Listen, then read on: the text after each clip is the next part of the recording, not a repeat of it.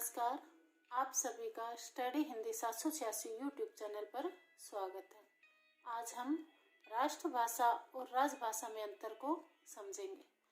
राष्ट्रभाषा देखो, उस देश के बहुसंख्यक लोगों के द्वारा बोली जाने वाली भाषा को राष्ट्रभाषा कहते हैं। अर्थात देश के अधिकतर लोग जिस भाषा को बोलते हैं वो भाषा राष्ट्रभाषा कहलाती है। राजभाषा का अर्थ है राजा या राज्य की भाषा। परिभाषा देखिए, संविधान द्वारा स्वीकृत वह भाषा जिसमें किसी देश का सरकारी कामकाज किया जाता हो राजभाषा कहलाती है। अर्थात जिसके माध्यम से राज्य कार्य होता है या फिर शासक या शासन का काम जो जिस भाषा में होता है उसे हम राजभाषा कहते हैं। राष्ट्रभाषा और राजभाषा में अंतर। पहला देखिए, देश के अधिकतर लोगों के द्वारा प्रयोग में ली जाने वाली भाषा को राष्ट्रभाषा कहते हैं। और राजभाषा संविधान के द्वारा स्वीकृत भाषा जिसका व्यवहार राजकीय कार्यालयों में होता है। अर्थात जिसमें अधिकतर लोग जिसको बोलने में प्रयोग में लेते हैं, अपने व्यवहार में लेते हैं, वो राष्ट्रभाषा होती है। और जिसका व्यवहार राजकीय कार्यालयों के लिए होता है वो राजभाषा होती है।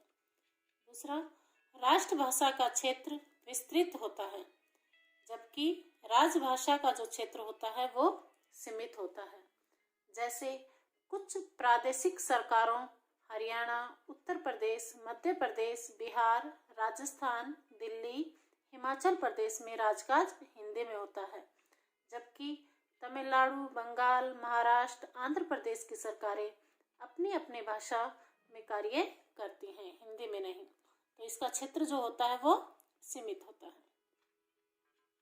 देश के लोगों की संपर्क भाषा होती है। राष्ट्रभाषा जो होती है वो देश के लोगों की संपर्क भाषा होती है, जिसमें देश के लोग आपस में संपर्क करते हैं, वो राष्ट्रभाषा होती है। और राजभाषा जो होती है वो केवल प्रशासनिक कामकाज की ही भाषा होती है। राष्ट्रभाषा के साथ जनता का भावात्मक लगाव होता है, क्योंकि जनता अपने व्यवहार में उसका प्रयोग करती है, इसलिए उसका लगाव भी भावात्मक होता है। जबकि राजभाषा के प्रति वैसा सम्मान हो तो सकता है लेकिन नहीं भी हो सकता। राष्ट्रभाषा जनता की भाषा है जबकि राजभाषा प्रशासक वर्ग की भाषा है।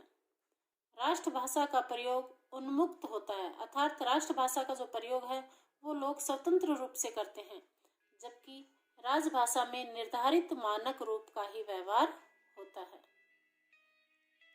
जन साधारण की सांस्कृतिक परंपराएं जुड़ी रहती हैं। राष्ट्रभाषा में साधारण लोगों की जो सांस्कृतिक परंपराएं हैं वो जुड़ी रहती हैं, जबकि राजभाषा में देश की संस्कृति से राजभाषा का कोई प्रत्यक्ष संबंध नहीं है। राष्ट्रभाषा का संबंध जो है वो जीवन के प्रत्येक पक्ष से है। राजभाषा की अभिव्यक्ति सीमित विषयों तक ही होती है, जैसे विधि, सरकारी परिवहन, प्रशासन आदि। राष्ट्रभाषा की शब्दावली विविध बोलियों से निरंतर विकसित होती रहती है। राष्ट्रभाषा की जो शब्दावली है वो अनेक बोलियों से निरंतर और सहज रूप में विकसित होती रहती है, जबकि राजभाषा की तकनीकी शब्दावली निश्चित प्रयोजन विशेष के लिए ही निर्धारित की जाती है। राष्ट्रभाषा राष्ट्र के सार्वजनिक स्थानों, सांस्कृतिक केंद्रों, मेलों, उत्सवों में प्रयुक्त होती है, जबकि राजभाषा का प्रयोग क्षेत्र के राजकीय कार्यालयों, संसद, विधानसभा, न्यायालय तक ही सीमित होता है। राष्ट्रभाषा स्वदेशी भाषा होती है, अर्थात राष्ट्रभाषा अपने ही देश की कोई एक भाषा होती है।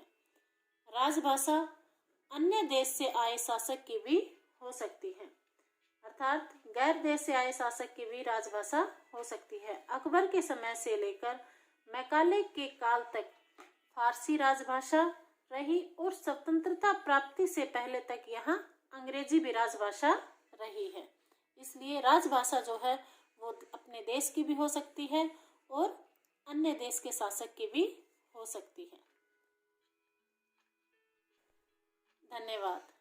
अगर आपको यह वीडियो पसंद आया हो तो वीडियो को लाइक, शेयर एंड सब्सक्राइब जरूर करें।